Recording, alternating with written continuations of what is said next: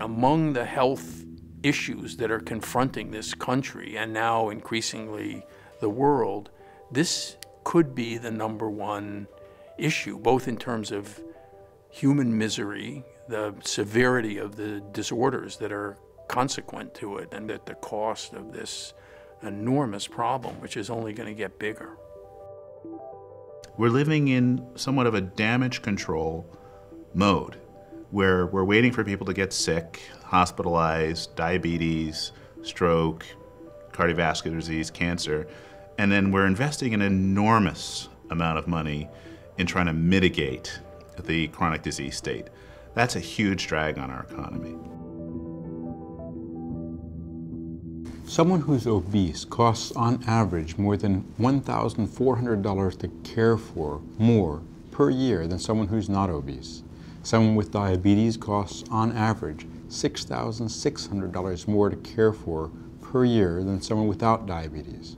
Collectively, obesity costs about $150 billion a year. Out of that almost $150 billion a year, about half those costs are paid for by public funds, Medicaid and Medicare.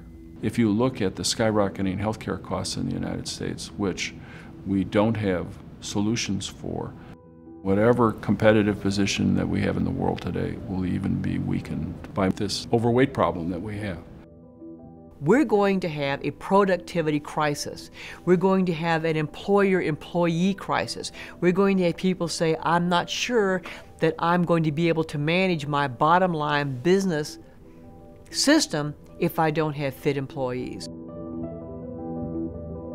One of the things businesses are doing is increasing the premiums for obese individuals. And even North Carolina state employees, if they're obese, now pay higher rates. Alabama employees pay higher rates if they're obese.